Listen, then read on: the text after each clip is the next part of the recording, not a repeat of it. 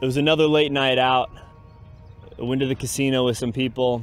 So I go to bed around 6 a.m. and I wake up 2 hours later and just completely empty. It was like I was like a shell of a person, and there was like no life within me. Kind of scared because there was this dark presence just there in my room, and I felt like empty. And I just said, Jesus, help me.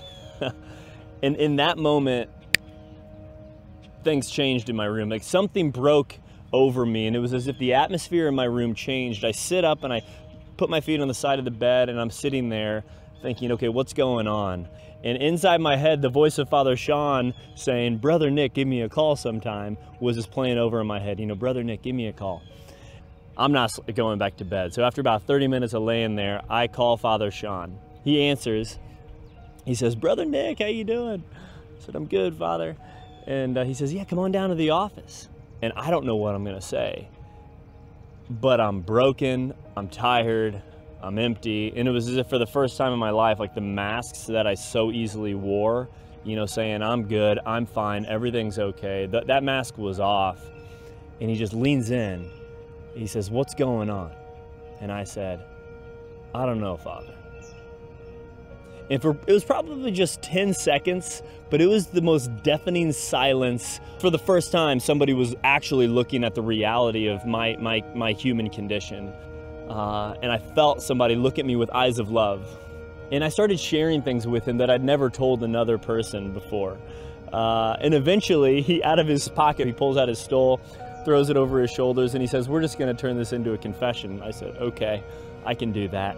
And next thing I know, like my eyeballs start sweating, which is weird because I don't cry. I'm not a crier, right? You know, I work out and stuff. And so I'm telling him these things.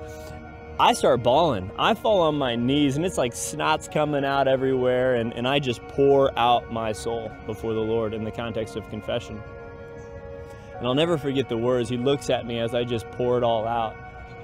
And he just says, welcome home, brother. And your penance is just to say yes. Just go before the tabernacle and say yes. And so I did. St. Mary's in Alton, Illinois.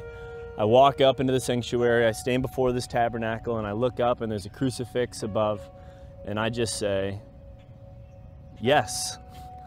And the Spirit of God falls on me and fills up my heart with a joy that I've never tasted before. And after I said yes once, I'm in this old German church in Alton, Illinois, and by myself, I think, and as loud as I can, I just scream, yes! And my voice just echoes throughout the church, and I'm looking at Jesus, and I said, Jesus, you know, I want to live for you. I want to die for you. I want to give everything for you. And it was like for the first time in my life, my eyes were opened, and I could see.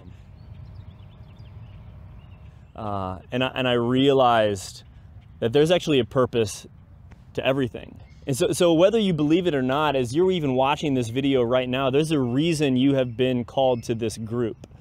There's a purpose to your life, and Scripture says that all things work for good for those who love Him, for those who are called according to His purpose. So the question I want to ask you is, why are you here?